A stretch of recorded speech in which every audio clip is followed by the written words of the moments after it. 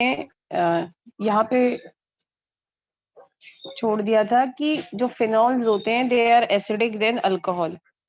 Phenol acidic होते हैं, इसी वजह से they convert blue litmus to red. और ये डिस्टिंग्विश टेस्ट भी हो सकता है अगर आप फिनॉल को किसी और फंक्शनल ग्रुप से एक्सेप्ट कार्बोक्सिलिक एसिड डिस्टिंग्विश करना चाहते हैं, तो ये क्या करता है, ब्लू लिटमस डालेंगे वो रेड में कन्वर्ट हो जाएगा।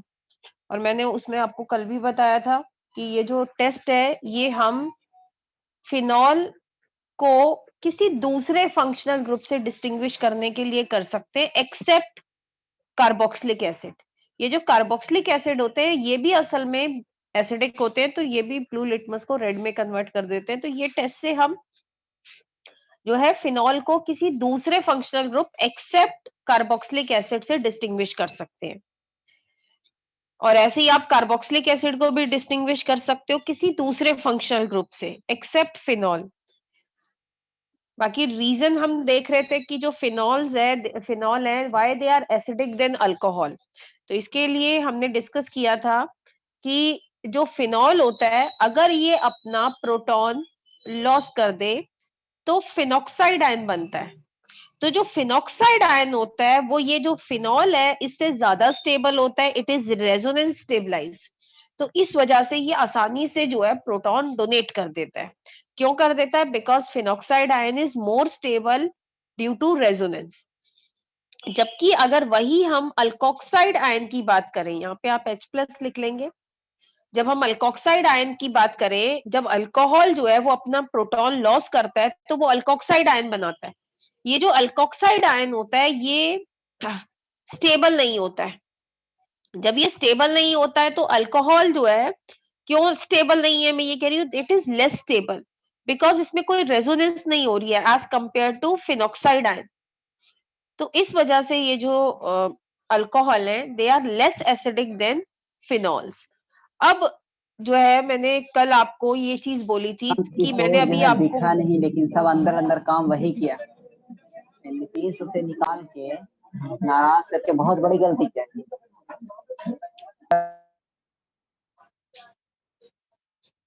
हाँ जी, तो हमने कल कहाँ छोड़ा था, हमने ये कहा था कि जो फिनॉक्साइड आयन है, ये कोई बच्चा ये मेरे से पूछ सकता है कि भाई ये आप कह रहे हैं ये रेजोनेंस स्टेबलाइज है, ये ज्यादा स्टेबल है, इसके रेजोनेटिंग स्ट्रक्चर बनेंगे, ये जो है ऐसे तो फिनॉल भी रेजोनेंस स्टेबलाइज होता है, इसमें भी रेजोनेटिंग स्ट्रक्चर होते हैं।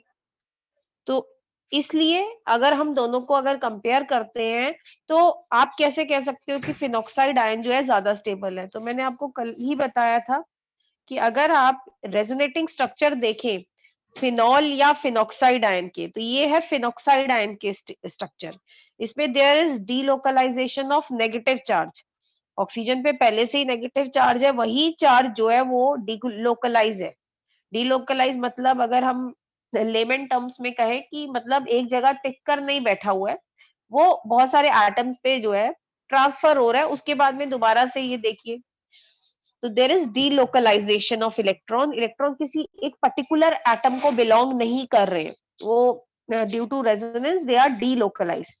जबकि वही जो अगर आप स्ट्रक्चर्स जो है फिनॉल के देखेंगे तो फिनॉल में भी रेजोनेंस है, फिनॉल में भी रेजोनेंस है, फिनॉक्साइड आयन में भी रेजोनेंस है, लेकिन फिनॉल के मुकाबले फिनॉक्साइड आयन जो है वो ज्यादा स्टेबल है। क्वेश्चन तो ये आता है, अब ज्यादा स्टेबल क्यों है? तो अगर आप फिनॉल के रेजोनेटिंग स्ट्रक्चर देखें तो आप ये देखेंगे, ये देखिए ये न्यूट्रल है, ये भी न्यूट्रल है, लेकिन जो बीच के जो रेजोनेटिंग स्ट्रक्चर है इनमें देयर इज चार्ज सेपरेशन।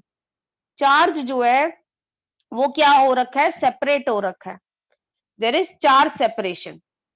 तो यहाँ पे प्लस माइनस, तो ऐसे स्ट्रक्चर में जहां पे चार्ज सेपरेशन होती है, अगर उनको कंपेयर करते हैं ऐसे स्ट्रक्चर से जिसमें कोई चार्ज सेपरेशन नहीं है, इसमें पहले भी अगर आप देखें नेगेटिव चार्ज था फिनॉक्साइड आयन पे, बाकी रेजोनेटिंग चार्ज स्ट्रक्चर्स में भी नेगेटिव चार्ज ही है, कोई चार्ज सेपरेशन नहीं हुई है इसके अंदर, ऑलरेडी नेगेटिव था, लेकिन इसके अंदर क्या है, चार्ज सेपरेशन हो गई, पॉजिटिव और नेगेटिव चार्ज जो है वो क्या हो गया, अलग हो गया। तो इस वजह से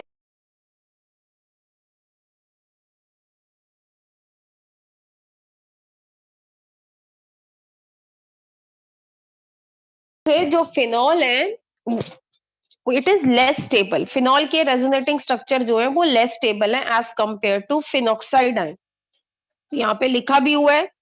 और देर इज दोनों में, फिनॉक्साइड आयन में भी और फिनॉल दोनों में डीलोकलाइजेशन ऑफ इलेक्ट्रॉन है, but in phenol there is charge separation. इस वजह से फिनॉल मॉलिक्यूल जो है it is less stable than phenoxide ion. तो ये समझ में आया सबको कि भाई why phenoxide ion is more stable than phenol. Yes ma'am. ठीक है, तो ये था फिनॉल Yes, को अगर हम कंपेयर करते हैं किससे, अल्कोहल से, तो हमें ये पता लगा जो फिनॉल है वो ज्यादा एसिडिक है।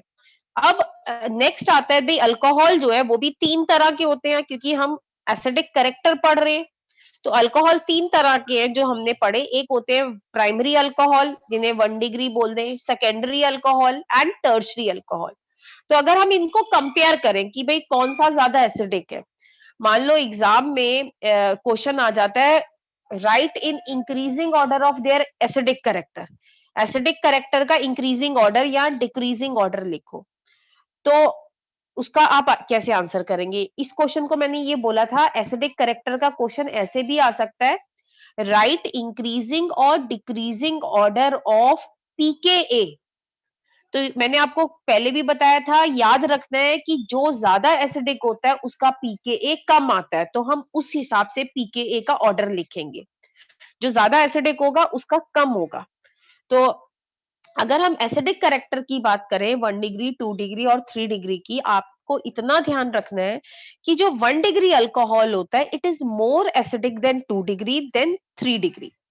अगर आपका अल्कोहल जो है 1 डिग्री वो ज्यादा एसिडिक है, तो अगर ये मैं एसिडिक, ये जो मैंने ऑर्डर लिखा है अगर आप देखें ये मैंने लिखा है अकॉर्डिंग टू एसिडिक करेक्टर। तो एसिडिक करेक्टर सबसे ज्यादा इसका है 1 डिग्री का, फिर 2 डिग्री का और फिर 3 डिग्री का। लेकिन अगर मान लो मैं एग्जाम में कह दूं पीकेए का ऑर्डर लिखिए, तो ऐसे आ जाएगा। क्यों? 3 डिग्री का पीकेए सबसे ज्यादा क्यों होगा? क्योंकि ये सबसे कम एसिडिक है। तो जिसका पीकेए कम होता है इसका मतलब वो जो है वो कम एसिडिक है। तो अगर मान लो मैं दे देती पेपर में कि right increasing order of pKa, pKa का इंक्रीजिंग ऑर्डर लिखो, तो आपको सोचना पड़ेगा कि जो ज्यादा एसिडिक है उसका पीकेए कम होगा। तो ज्यादा एसिडिक कौन है? 1 डिग्री अल्कोहल। तो आप ये देखिए मैंने जो साइन यूज किए हैं, तो इसका पीकेए क्या आ रहा है? सबसे कम आ रहा है, देन 2 डिग्री और उसके बाद 1 डिग्री। बस आपने ये चीज ध्यान रखनी है, पीकेए के अकॉर्डिंग क्वेश्चन आ सकते हैं। पीके अब रीजन आता है कि why 1 degree alcohol is more acidic than 2 degree than 3 degree. तो मैंने आपको कहा था दो तरीके से हम आंसर कर सकते हैं, मैं आपको डिस्कस करूंगी जो मैं बड़ा सिंपल सा तरीका। मैंने ये कहा है कि जो अल्कोहल होता है जब वो प्रोटॉन डोनेट करता है तो वो क्या बनाता है? अल्कोक्साइड आयन बनाता है। तो हम ये सोच सकते हैं कि अल्कोक्साइड आयन जो बनेगा वो जितना ज्यादा स्टेबल होगा उतना ही अल्कोहल क्या होने वाला है? एसिडिक होने वाला है। मतलब यस हम मैम। अल्कोहल की जो स्ट्रेंथ का पता लगा सकते हैं अल्कोक्साइड आयन की स्टेबिलिटी के साथ। ठीक है, यस मैम। तो अगर आप अल्कोक्साइड आयन देखें तो देखिए more stable is the alkoxide ion, more acidic is the alcohol. अगर आप 1 डिग्री अल्कोहल से जो अल्कोक्साइड आयन बनेगा वो 1 डिग्री अल्कोक्साइड आयन होगा। ये 2 डिग्री है, ये 3 डिग्री है। तो अगर आप देखें इसके ऊपर है माइनस चार्ज। माइनस चार्ज को कौन सा इफेक्ट स्टेबल बनाता है? Minus I effect.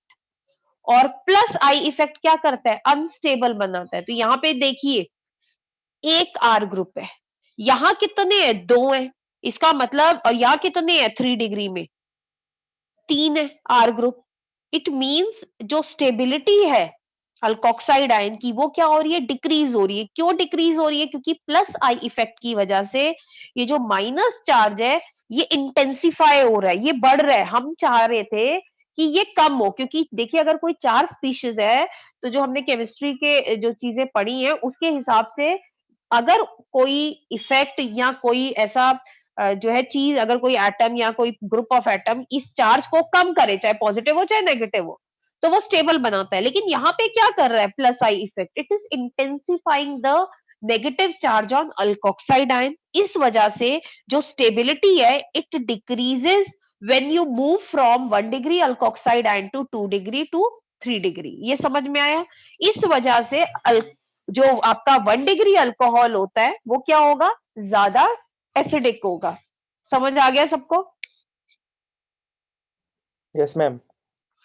अच्छा, अगर मैं, ये तो हो गया एसिडिक करेक्टर ऑफ ROH की, कि मतलब अल्कोक्साइड आयन जितना ज्यादा स्टेबल होगा उतना ज्यादा ये जो अल्कोहल है ये आपका एसिडिक होने वाला है। अब बारी आती है, ये जो अल्कोक्साइड आयन होते हैं, मैंने आपको बोला था ये तो एसिडिक कौन है, ROH। लेकिन मैंने ये कहा था कि ये जो अल्कोक्साइड आयन्स होते हैं ये जो होते हैं दे हैव बेसिक करेक्टर।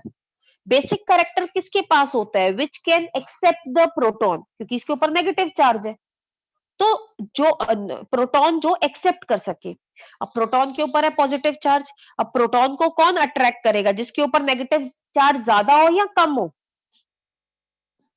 ज्यादा हो। ज्यादा हो। तो ज्यादा अब हो। अगर मैं बेसिक स्ट्रेंथ को कंपेयर करती हूँ तो ज्यादा किसके ऊपर नेगेटिव चार्ज ज्यादा होगा, आप बताइए इन तीनों में से, 1 डिग्री, 2 डिग्री, 3 डिग्री के ऊपर। क्यों 3 डिग्री के ऊपर, उसके ऊपर ज्यादा क्यों होगा? प्लस आई इफेक्ट है। कि उसमें प्लस वजह से ज्यादा वो इलेक्ट्रॉन डेंसिटी ज्यादा हो गई है, बहुत ज्यादा। हाँ, because of plus I effect of R group electron density ज्यादा है, तभी तो वो स्टेबल नहीं था, तभी तो प्रोटॉन को छीन लेता है वो दोबारा से अल्कोहल बनने के लिए। तो इसलिए अगर हम बेसिक स्ट्रेंथ कभी अगर पेपर में आ जाता है कंपेयर करना, बेसिक स्ट्रेंथ के लिए वो ये नहीं देंगे, अल्कोहल नहीं देंगे, वो जैसे मान लो सॉल्ट देंगे कोई RCH2O Na, यहाँ पे Na लिखा होगा, तो ये कह देंगे भाई जैसे सोडियम अल्कोक्साइड देंगे। सोडियम अल्कोक्साइड किसे बोलते हैं, मैंने बोला था ना, ये RO, ये अल्कोक्साइड आयन है तो ये सोडियम अल्कोक्साइड हो गया। अगर यहाँ पे मैं CH3 लगा दूं तो दिस इज सोडियम मिथॉक्साइड, है ना, सोडियम इथॉक्साइड। तो ये दे देंगे आपको और कह देंगे बताइए कौन सा बेटर बेस है, सॉल्ट देंगे ना, ये वाला मतलब ये बेस देंगे। तो याद रखना है अल्कोहल एसिडिक है, लेकिन उससे बनने वाला जो अल्कोक्साइड आयन होता है उसमें बेसिक करेक्टर होते हैं। अल्कोक्साइड आयन अगर स्टेबल होगा, जैसे अगर वो स्टेबल होगा तो अल्कोहल एसिडिक होगा। अगर अल्कोक्साइड आयन अनस्टेबल है तो उसके अंदर बेसिक करेक्टर क्या होगा, ज्यादा होगा, मतलब अल्कोक्साइड में। ठीक है, तो ये हमने कंपेयर किया alcohol among alcohol 1 degree, 2 degree और 3 डिग्री को। अब अगर आप देखें तो ये इतना समझ में आया आपको, पहले ये बताइए, इसको Yes, आप ma'am. रीड Yes, कर ma'am. लीजिएगा अच्छे मैम। से। ठीक है, बाकी देखिए एक और तरीका मैंने आपको बताया था भाई एसिडिक करेक्टर का, कि हम इसको ऐसे भी कंपेयर कर सकते हैं कि भाई ऑक्सीजन जो है, ये इन्होंने न्यूट्रल एटम की बात की है, पर मुझे वो ज्यादा बेटर लगता है अल्कोक्साइड आयन की स्टेबिलिटी को कंपेयर करना। बाकी इन्होंने जो बताया, इन्होंने ये कहा है कि ये देखिए क्या होता है जब ये जो अल्कोहल है ये जो प्रोटॉन डोनेट करेगा तो ऑक्सीजन को क्या करना चाहिए, ऑक्सीजन को ये जो दोनों इलेक्ट्रॉन है ना अपनी तरफ छीन लेने चाहिए। लेकिन क्या है, ये R ग्रुप जो है ये क्या करता है, प्लस आई इफेक्ट की वजह से जो ऑक्सीजन है इसका जो इसको चार्ज, इस पे चार्ज डेंसिटी बढ़ा देता है, तो इसकी ग्रीडीनेस क्या हो गई, कम हो गई। मान लीजिए ये एक प्लेट, 2 प्लेट पड़ी है खाने की, एक ये पड़ी है और ये बंदा जो है इस प्लेट को मतलब ये जो इलेक्ट्रॉन है ना इनको लेना चाह रहा है अपनी तरफ। ये इलेक्ट्रॉन को, इस प्लेट को मान लो कि ये जो प्लेट है ये इलेक्ट्रॉन की प्लेट है, ये इसको ईट करना चाह रहा है। लेकिन अगर मान लो इसकी भूख को ये शांत कर दे, मतलब इसने उससे पहले पार्टी में जानी, ये पार्टी वाली प्लेट है, ये पार्टी में जाने से पहले इसने क्या किया, एक मिनट में बना लूं पहले ढंग से, ये R है। अब आप खुद सोचिए, पार्टी में जाने से पहले ये पार्टी वाली प्लेट है, मतलब ये जो प्लेट है जब ये इलेक्ट्रॉन ऑक्सीजन ले लेगा, छीन लेगा तो प्रोटॉन निकल जाएगा। अब ये पार्टी में हमें जाना है, हमें ये खाना खाना है, पर क्या हुआ रास्ते में हमने कुछ खा लिया, मतलब यहाँ पे प्लस आई इफेक्ट का मतलब है कि हमने कुछ इलेक्ट्रॉन खा लिए, या मतलब वो ये खाना खा लिया, तो थोड़ी सी भूख कम लगेगी। तो ये क्या इस प्लेट को बड़ा जल्दी खाएगा, क्योंकि इसकी भूख किसने शांत कर दी, इस आर ग्रुप ने शांत कर दिया। अब यहाँ जितने ज्यादा आर ग्रुप होंगे तो ये जो ऑक्सीजन एटम होंगे इसने तो पहले ही खाना खा लिया, तो ये क्या करेगा, इस खाने को आराम आराम से खाएगा या जल्दी खाएगा? आराम से। आराम आराम आराम आराम से खाएगा। तो वही वो ये कह रहे हैं कि when electron density on oxygen जो है वो इंक्रीज कर गई इन 3 आर इफेक्ट की वजह से। सो ऑक्सीजन जो है वो जो है ये हाइड्रोजन से इलेक्ट्रॉन को कम जो है स्ट्रेंथ के साथ, कम फोर्स के साथ जो है विड्रॉ करेगा। तो यहाँ पे अगर आप ये देखें, ये लिखा हुआ है इन्होंने कि OH इंक्रीजेज फ्रॉम 1 to 3, तो इसलिए जो है electron releasing inductive effect tertiary में ज्यादा है, तो इस वजह से। तो ये इन्होंने जो मैंने आपको पहले भी ये शायद ये जो है पेज दिया था, तो इसमें ये लिखा हुआ है इलेक्ट्रॉन, देखिए ये कह रहे हैं क्या किया अल्काइल ग्रुप ने, it increases the electron density around oxygen atom. As a result जो इलेक्ट्रॉन है OH के, they are not sufficiently attracted by the oxygen. भाई ऑक्सीजन की जो भूख है फॉर द इलेक्ट्रॉन वो पहले ही किसने शांत कर दी है, plus I effect of R group ने। तो वो क्या करेगा, वो उसको ज्यादा सफिशिएंटली अट्रैक्ट नहीं करेगा ताकि प्रोटॉन जो है आसानी से नहीं निकलेगा, फिर it release the proton with difficulty. तो इस वजह से तो उसको दो तरीके से आप जो है वो कर सकते हैं। ठीक है, जो आपको ये मैंने दोनों पेजेस लिख दिए ये रीजन ऊपर। बाकी टर्शरी में सबसे ज्यादा प्लस आई इफेक्ट होता है। अब आता है बेटा फिनॉल को कंपेयर करना। अब देखो फिनॉल जो है वो अकेला ऐसा तो नहीं होगा कि बेंजीन के ऊपर OH हो, भाई साइड में कोई सब्स्टिट्यूएंट भी तो लगे हो सकते हैं। तो अब हम क्या करेंगे, फिनॉल की एसिडिक स्ट्रेंथ को कंपेयर करते हैं। अब ये कह रहे हैं एक चीज ध्यान रखनी है आपने, जैसे कि हमने पीछे किया था, हमने कैसे कंपेयर किया था अल्कोहल की एसिड स्ट्रेंथ को। हमने ये कहा कि अल्कोहल में अल्कोक्साइड आयन जो है वो जितना ज्यादा स्टेबल होगा उतनी एसिडिक स्ट्रेंथ क्या होगी, ज्यादा होगी। तो ऐसे ही ये कह रहे हैं जो फिनॉल है बेटा वो क्या बनाता है, फिनॉक्साइड आयन बनाता है। ये फिनॉक्साइड आयन जितना स्टेबल होगा उतना एसिड स्ट्रेंथ ज्यादा होगी, एसिड स्ट्रेंथ ज्यादा होगी तो Ka ज्यादा होगा और pKa क्या होगा, कम होगा। क्योंकि ये बार बार इसलिए बोल रही हूँ क्योंकि इंक्रीजिंग और डिक्रीजिंग ऑर्डर कई बार तो स्ट्रेट क्वेश्चन दे देते हैं कि एसिडिक स्ट्रेंथ के ऑर्डर में लिखिए, और कई बार वो Ka या pKa दे दें। तब आपको ध्यान रखना है कि एसिड अगर स्ट्रॉन्ग होगा तो pKa, Ka तो ज्यादा होगा लेकिन pKa क्या होगा, कम होगा। क्योंकि मैंने पिछली क्लास में भी बताया था pKa is equal to minus logarithm of Ka। तो अगर आपका एसिड स्ट्रॉन्ग है तो Ka क्या होगा, ज्यादा होगा। जब Ka ज्यादा होगा, आगे आ गया माइनस साइन pKa में, तो ये क्या होगा, pKa उतना ही कम होगा।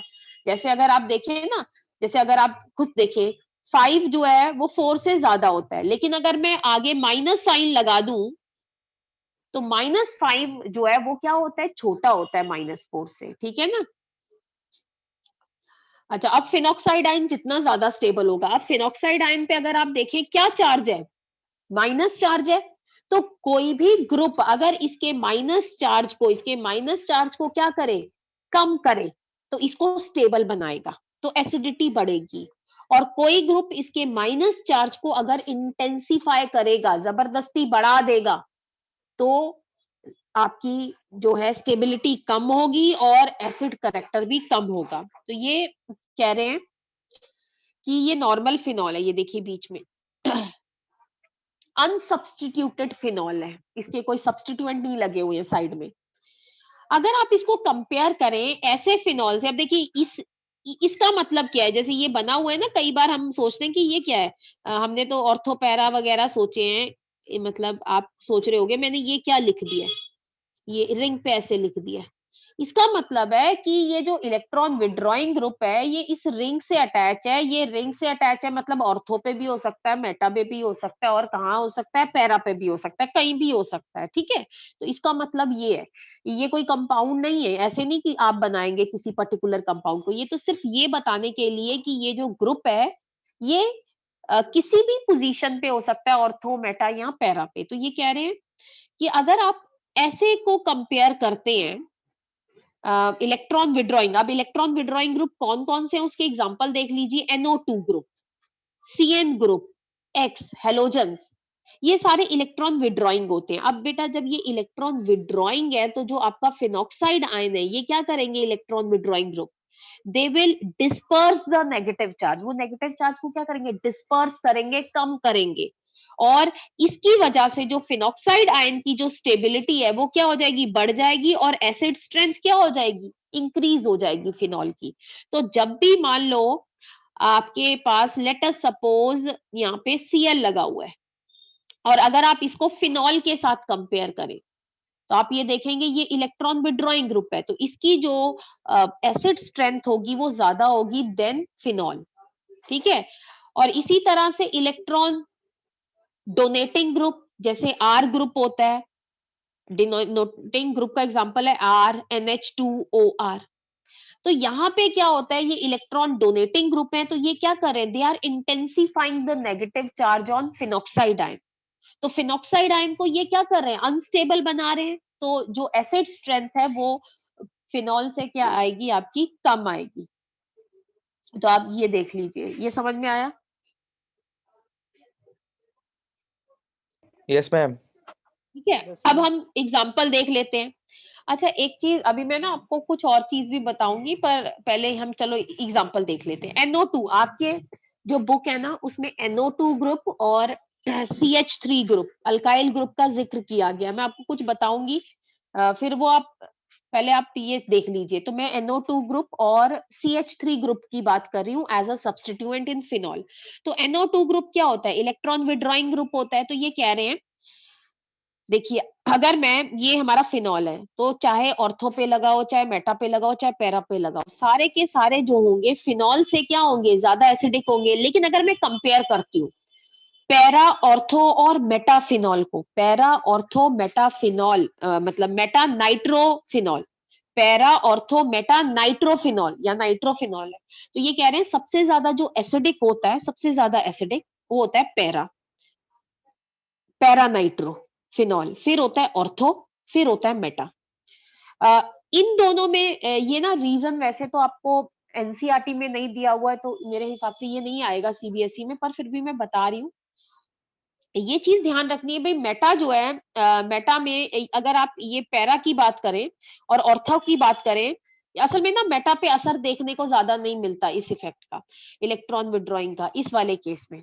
लेकिन NO2 के केस में, क्योंकि ना बहुत सारे जो इनके अंदर बड़ी कंफ्यूजन होती है, तो लेकिन आपने क्योंकि एनसीईआरटी के हिसाब से करना है, उसमें NO2 ग्रुप की बात की गई है, मिथाइल ग्रुप की बात की गई है, तो मैं उसकी बात बता रही हूँ। इन दोनों में अगर कोई आपसे पूछे ना कि भाई जो ऑर्थो है वो कम एसिडिक क्यों है, तो बेटा अगर आप इसमें ध्यान से देखें, NO2 ग्रुप और OH एक साथ लगे हुए हैं, इसमें इंट्रामोलिकुलर हाइड्रोजन बॉन्डिंग हो जाती है। ये जो प्रोटॉन होता है ना OH के साथ जो हाइड्रोजन लगा होता है, ये जो है it is also involve in intramolecular hydrogen bonding with NO2 group. तो इस वजह से क्या होता है, it is less available as compare to para. ये रीजन होता है, बाकी ये रीजन आएगा नहीं, पर मैंने आपको बता दिया है कि अगर पैरा और ऑर्थो को कंपेयर करते हैं, नाइट्रो को, दोबारा सुनिएगा नाइट्रो की बात हो रही है यहाँ पे, अगर आप कहें किसी और ग्रुप के साथ नहीं, वहां मैं कंपेयर नहीं कर रही हूँ अभी। तो नाइट्रो ग्रुप में और ये जो है क्या है भाई, ये जो है इन ऑर्थो जो है we have intramolecular hydrogen bonding, तो इसका प्रोटॉन लेस अवेलेबल होता है एज कंपेयर टू पैरा। बाकी ये कह रहे हैं जितने ज्यादा इलेक्ट्रॉन विड्रॉइंग ग्रुप होंगे, इसको पूरा लिखिएगा पेपर में, EWG मत लिखिएगा, इलेक्ट्रॉन विड्रॉइंग ग्रुप, ये तो मैंने अब जल्दी जल्दी में नोट्स बनाए तो लिख दिया। तो जितने ज्यादा इलेक्ट्रॉन विड्रॉइंग ग्रुप होंगे कहाँ, ऑर्थो और पैरा पे, उतना ज्यादा फिनॉल क्या होगा, एसिडिक होगा। तो आप ये देख सकते हैं, ये एक ऑर्थो पे लगा हुआ है, ये ऑर्थो है, ये ऑर्थो है, ये पैरा है। अब यहाँ पे दो आ गए, 2,4 डाई नाइट्रोफिनॉल, ये आ गया 2,4,6 ट्राई नाइट्रोफिनॉल। तो सबसे ज्यादा एसिडिक जितने ज्यादा इलेक्ट्रॉन विड्रॉइंग ग्रुप होंगे। तो ये था इलेक्ट्रॉन विड्रॉइंग ग्रुप का। तो इलेक्ट्रॉन विड्रॉइंग, ठीक है, ये समझ में आता है इलेक्ट्रॉन विड्रॉइंग ग्रुप का कि Yes, सबसे ma'am. ज्यादा, हाँ सबसे ज्यादा एसिडिक होगा पैरा, फिर होगा आपका ऑर्थो, Yes, फिर ma'am. होगा मेटा। अब आता है अगर एसिड स्ट्रेंथ की बात करते हैं इलेक्ट्रॉन डोनेटिंग ग्रुप के केस में, तो बेटा यहाँ एक चीज ध्यान रखना है, मैं एज अ सब्स्टिट्यूएंट किसकी बात कर रही हूँ, CH3 की। जब फिनॉल से CH3 ग्रुप जुड़ा हो किसी भी पोजीशन पे तो उसे बोलते हैं क्रिजॉल। ये पहले भी बताया था तो अभी भी देख लीजिए। मेटाक्रिजॉल मतलब मेटा पे यहाँ पे देखिए मैंने कुछ गलत बना दिया ना नीचे, ठीक है, इसको ठीक कर लीजिएगा। ये मेटा है नीचे वाला, ये ऑर्थो है, तो मैंने ये गलत बना दिया थोड़ा सा। तो मेटाक्रिजॉल, पैराक्रिजॉल, ऑर्थोक्रिजॉल। तो देखिए जो CH3 ग्रुप होता है वो क्या करता है, CH3 ग्रुप का जो काम होता है, इसको नीचे वाले को आप ही, ये मैंने थोड़ा गलत लिख दिया, इसको छोड़ दीजिए। हाँ ये ऊपर देखिए, मेटाक्रिजॉल में क्या है, CH3 ग्रुप क्या है, इलेक्ट्रॉन डोनेटिंग ग्रुप है। जब ये इलेक्ट्रॉन डोनेटिंग ग्रुप है तो ये चीज को क्या कर रहा है, फिनॉक्साइड आयन को अनस्टेबल बना रहा है, एसिडिटी घटा रहा है। तो मेटा पोजीशन पे जो असर है वो कम होता है। असल में क्या होता है, जो प्लस आई इफेक्ट होता है ना, जैसे जैसे डिस्टेंस बढ़ेगा ना, जैसे जैसे आपका डिस्टेंस बढ़ेगा वैसे वैसे जो है, दोबारा से सुनिएगा, जैसे जैसे डिस्टेंस इंक्रीज होगा वैसे वैसे इसका असर जो है देखने को कम मिलता है। अब CH3 का असर क्या हो रहा है, ये क्या कर रहा है, एसिड स्ट्रेंथ कम कर रहा है। तो अगर आप कंपेयर करें यहाँ पे या मेटा पे असर देखने को कम मिलता है, ये मेटा पोजीशन पे कम जो है एसिड स्ट्रेंथ ज्यादा नहीं घटा पाता, घटाता है पर कम घटाता है, तो मेटा। फिर पैरा और ऑर्थो आता है, पैरा और ऑर्थो, सॉरी मेटा का तो वो रीजन हो गया कि मेटा पे असर देखने को नहीं मिलता। लेकिन अगर एसिड स्ट्रेंथ जो दोबारा से सुनिएगा, मैं ये कह रही हूँ कि मेटा पे इलेक्ट्रॉन डोनेटिंग ग्रुप का असर ज्यादा नहीं हो पाता, तो मतलब वो ज्यादा एसिड स्ट्रेंथ घटा नहीं पाता। तो ये जो है फिनॉल से कम एसिडिक है पर बाकी पैरा और ऑर्थो के मुकाबले ज्यादा एसिडिक है। अब हम कंपेयर करते हैं पैरा और ऑर्थोक्रिजॉल को। तो पैरा और ऑर्थोक्रिजॉल को अगर आप कंपेयर करें तो कोई बच्चा बोलेगा कि पहले तो आपने बोला था कि जो पैरा पोजीशन पे असर ज्यादा देखने को मिलता है, जब आपने नाइट्रो बात की थी, यहाँ पे आप कह रहे हो कि पैरा जो है वो ज्यादा एसिडिक है। इसका मतलब जो CH3 ग्रुप का असर है, CH3 ग्रुप का असर क्या हो रहा है, वो एसिड स्ट्रेंथ को कम कर रहा है। तो उसका असर ज्यादा होना चाहिए था ना, वो ज्यादा कम करता। मतलब जो पैरा पोजीशन वाला जो CH3 था जहाँ पे लगा हुआ था, मतलब पैराक्रिजॉल, वो कम एसिडिक होना चाहिए था, है ना, क्योंकि CH3 ग्रुप का काम क्या होता है, एसिड स्ट्रेंथ घटाना। तो उसकी एसिड स्ट्रेंथ ज्यादा कहाँ घटनी चाहिए थी, कोई बच्चा ये कह सकता है ना कि पैरा पे घटनी चाहिए थी, क्योंकि अभी आपने कहा था पैरा पे ज्यादा। तो बेटा इसका रीजन जो है यहाँ पे ध्यान रखिएगा, सॉरी यहाँ CH3 है, इसका रीजन देखिए, तभी तो मैंने कहा था कई जगह पे ना सिर्फ एक फैक्टर काम नहीं करता है एसिड स्ट्रेंथ में, प्लस आई या माइनस आई इफेक्ट भी काम करता है। इसके अलावा रेजोनेंस का प्लस आर और माइनस आर भी काम करता है।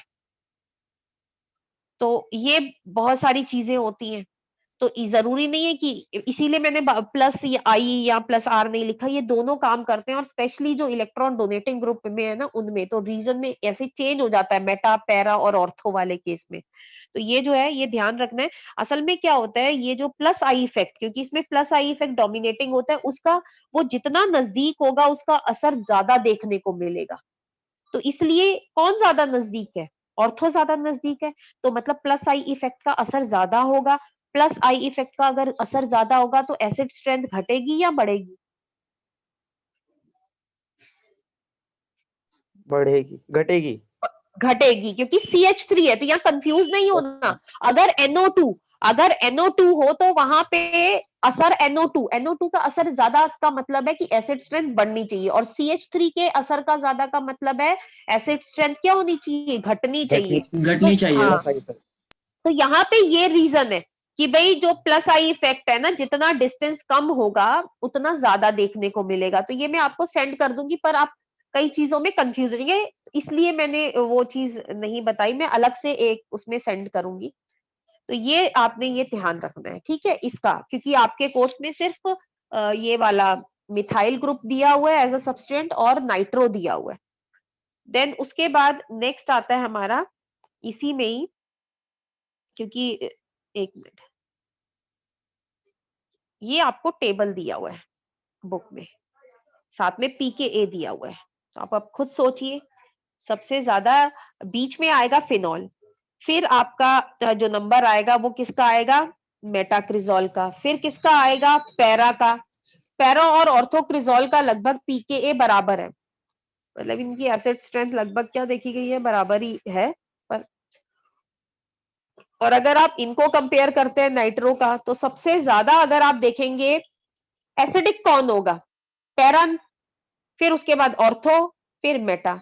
तो आप पीकेए का ऑर्डर देख लीजिए, जिसका पीकेए कम है। अब आप खुद सोचिए पीकेए सबसे कम किसका है? पैरा नाइट्रो का, जिसका मैंने कहा था वो जो सबसे ज्यादा एसिडिक होगा। और सबसे ज्यादा किसका है पीकेए? अगर मैं बात करूं, ये तो अल्कोहल का, इथेनॉल दिया हुआ है ना, तो ये चीज आपने ध्यान रखनी है, ये दोनों ही दे रखे हैं। उसके बाद आपका आता है ये एसिड स्ट्रेंथ, इन्होंने कंपेयर करने के लिए बोला है। तो ये प्रोपेनॉल है, पहली बात तो अल्कोहल की एसिड स्ट्रेंथ सबसे कम होगी। फिर बाकी सारे फिनॉल दे रखे हैं, तो आप ये देखेंगे जो अनसब्स्टिट्यूटेड फिनॉल होगा वो बीच में आएगा, लेकिन इलेक्ट्रॉन, ये देखिए यहाँ पे मिथाइल ग्रुप लगा हुआ है इधर ये वाले में, तो मिथाइल ग्रुप अगर लगा हुआ है 4th पोजीशन पे, तो इसकी एसिड स्ट्रेंथ फिनॉल से कम आनी चाहिए, ज्यादा आनी चाहिए? ज्यादा आनी चाहिए। CH3 है, सोचो आनी कौन चाहिए। सा ग्रुप है, इलेक्ट्रॉन डोनेटिंग या कम आएगी। कम आएगी। कम कम आएगी आएगी? मैम। चाहिए। प्लस सोचिए ग्रुप है पहले, मैम। हाँ पहले सोचिए उसके बाद बोलिए, ये नहीं कि आपने देख दिया कि फिनॉल के ऊपर जो है कोई ग्रुप लगा हुआ है, अच्छा ज्यादा आएगी। अरे पहले जब फिनॉल पे कोई ग्रुप लगा हुआ है तो सोचो कि इलेक्ट्रॉन डोनेटिंग है या विड्रॉइंग है। अगर डोनेटिंग है तो उसको अपने माइंड में सोचो, डोनेट का मतलब है कि ये इलेक्ट्रॉन इंटेंसिफाई करेगा, चार्ज बढ़ाएगा, मतलब अनस्टेबिलिटी लाएगा। जब अनस्टेबिलिटी लाएगा तो एसिड स्ट्रेंथ कम करेगा। तो इस तरह से सोचो, ये नहीं कि फिनॉल पे कोई भी ग्रुप लगा हुआ है तो बिना सोचे कह दो कि भाई ये जो है इसकी स्ट्रेंथ ज्यादा होगी। सोचो भाई ये CH3 है, ये CH3 था, ये क्या था हमारा? इलेक्ट्रॉन डोनेटिंग ग्रुप है, ये तो उसपे उसको अनस्टेबल बना रहा है, प्लस आई इफेक्ट, या ज्यादा हो, ज्यादा सोचने की भी जरूरत नहीं है। याद रखो फिनॉक्साइड आयन पे माइनस चार्ज है, ये प्लस आई है या माइनस आई है, देख लो प्लस आई है तो भाई कम करेगा।